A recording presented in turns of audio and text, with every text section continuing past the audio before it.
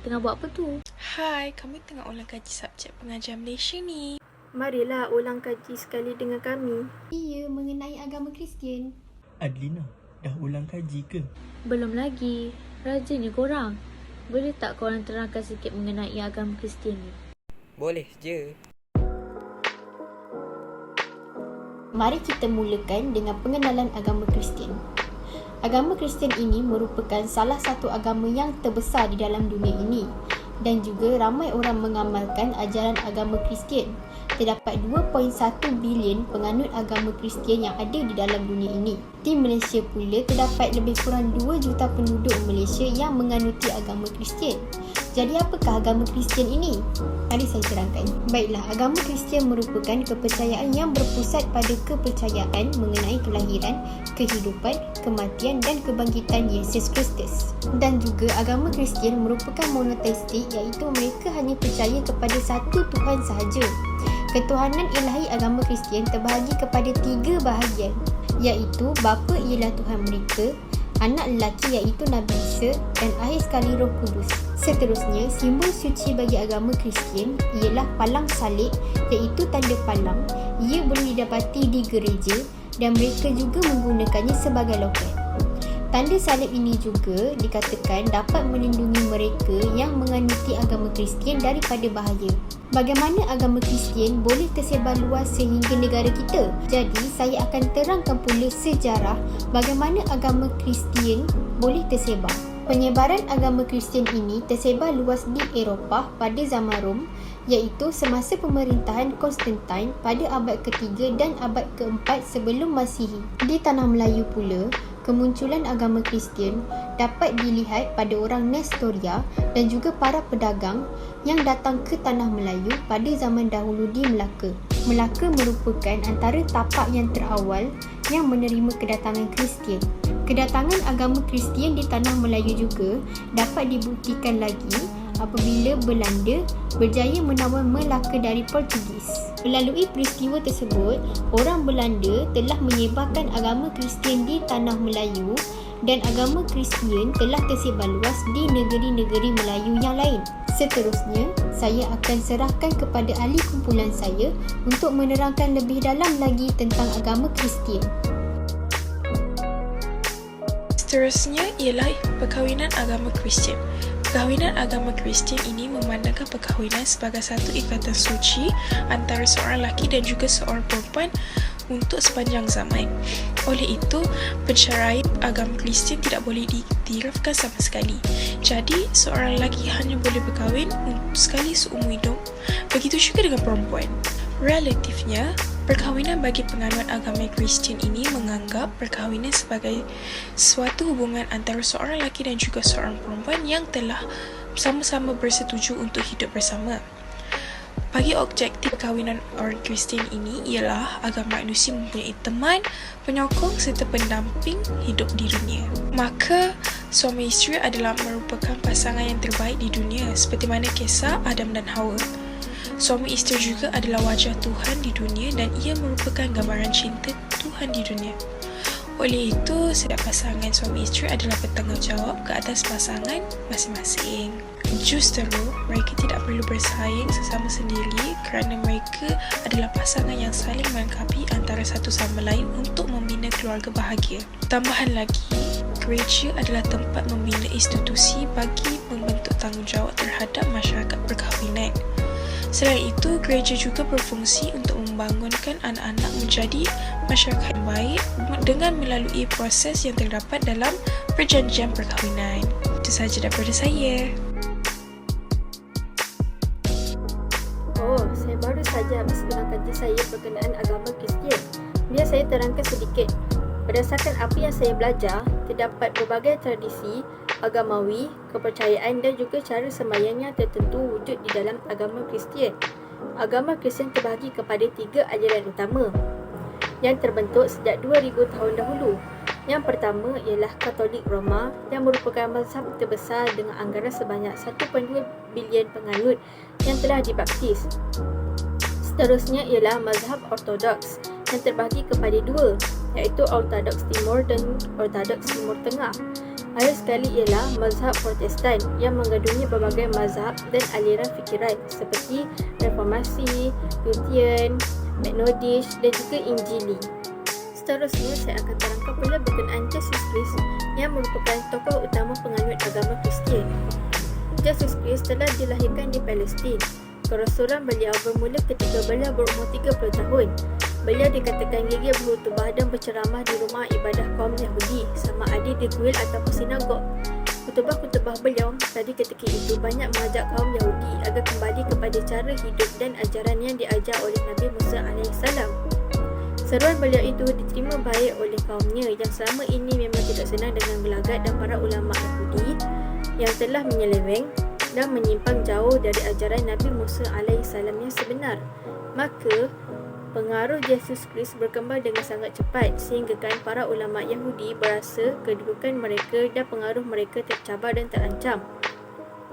Mereka tidak dapat menghalau Yesus Kristus daripada berkhutbah di dalam sinagog kerana apa yang disampaikan oleh beliau adalah berpandukan kepada ajaran sebenar agama Yahudi.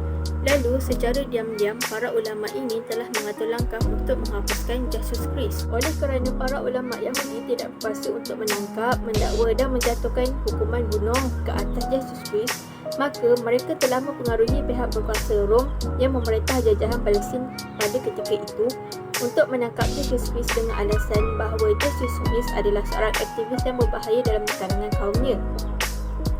Pihak berkuasa Rom yang amat prihatin dengan kestabilan tanah jajahan mereka telah berjaya diperdaya oleh hasutan ulama Yahudi kerana takut akan adanya rampasan kuasa jika pengaruh Yesus Kristus semakin merebak. Selepas itu, pihak berkuasa Rom telah berusaha untuk menangkap Yesus Kristus mengikut catatan gereja. Yesus Kristus telah berjaya ditangkap oleh pihak berkuasa Rom. Akibat daripada penangkapan itu, Yesus Kristus dikatakan dijatuhkan hukuman mati disalib dan disalib pada petang Jumaat. 40 hari kemudian, Yesus Kristus dikatakan telah diangkat naik ke langit dan sehingga ke hari ini, beliau dikatakan sedang berada di sebelah kanan Tuhannya. Beliau juga dikatakan akan kembali pada akhir zaman. Sementara itu, pengikut beliau menunggu kepulangan beliau dengan penuh setia. Mereka beranggapan bahawa akhir zaman yang dijanjikan oleh Yesus Kristus sudah hampir sekali. Seterusnya, saya akan terangkan tentang khutbah. Khutbah merupakan satu penyampaian pidato atau syarahan oleh agamawan tertentu untuk menyampaikan ajaran dalam agama tersendiri kepada jemaah seikutan. Lazimnya berikutan suatu sembahyang di sebuah tempat ibadah. Kandungan yang disampaikan dalam khutbah ini memiliki fungsi yang bersifat pendidikan, sosial malah juga politik. Penyampai khutbah atau memanggilnya pengkhutbah diberikan pengetahuan cara beribadah dan norma yang cenderung kepada kemasyarakatan dan etika dalam sesebuah masyarakat melalui ucapan yang dikarang. Pengkhutbah juga difahamkan peranannya sebagai seorang guru yang memimpin di dalam ibadah yang mengajar peraturan hidup beretika serta memenuhi keperluan rohaniah yang perlu dalam para jemaah ditujukan. Khutbah sangat erat kaitannya dengan fungsinya sebagai alat pengajaran kepada umat yang menganut. Khutbah adalah ajaran Kristian diberikan oleh seorang pendiri kepada para penganut dalam jemaah semasa bersembahyang di gereja. Perayaan agama Kristian, sambutan Hari Krismas yang diraikan penganut agama Kristian pada setiap 25 hari bulan Disember sebagai mengingati kelahiran Yesus. Sambutan Krismas dimeriahkan dengan hiasan pokok Krismas yang dipasang dengan lampu berwarna-warni. Bungkusan hadiah akan diletakkan di bawah pokok Krismas dan akan dibuka pada hari tersebut.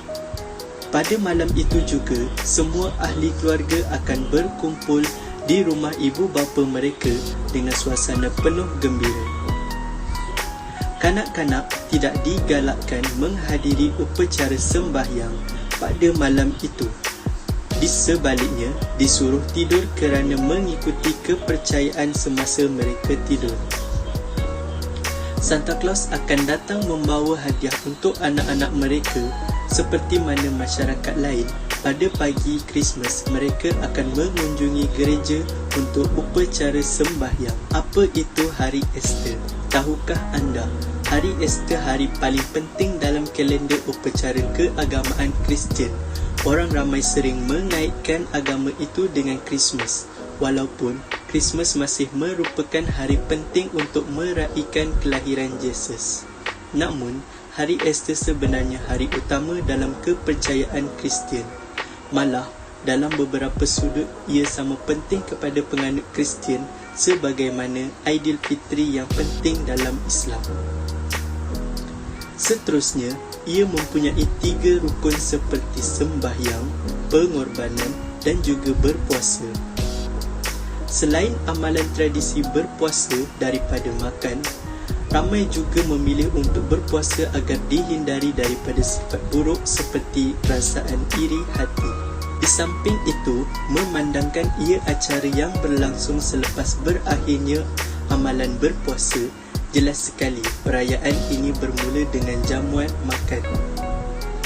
Makanan yang dihidangkan seperti biri-biri panggang yang merupakan makanan utama sewaktu acara agama Yahudi adalah masakan daging tradisi pada hari Easter yang mewakili Yesus yang dibunuh dan darahnya menyelamatkan mereka semasa kematian. Seterusnya, saya akan menerangkan mengenai kitab-kitab Bible.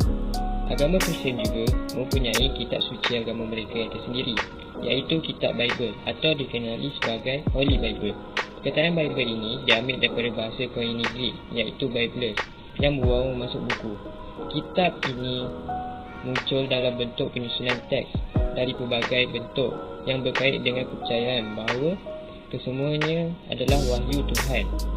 Kitab Bible ini merangkumi kisah sejarah, pujian, doa, peribahasa, perumpamaan, surat didaktik dan lain-lain. Ia mengandungi 66 buah kitab besar dan kecil yang dibagi kepada 2 bahagian, iaitu Perjanjian Lama Old Testament dan Perjanjian Baru New Testament. Bahagian pertama kitab Bible iaitu Kitab Perjanjian Lama yang mengandungi 39 buah buku yang mengandungi pengumuman suci dari Tuhan. Ia menceritakan mengenai sejarah umat Yahudi, memperincikan kehidupan banyak Nabi dan juga meramalkan kedatangan Mesias. Seterusnya, Kitab Perjanjian Baru yang terdiri daripada 27 buah buku yang merupakan kata-kata Tuhan. Ia ditulis setelah kematian Yesus. Antara 4 buah buku utama ialah Matius, Tadakan, Lukas dan John.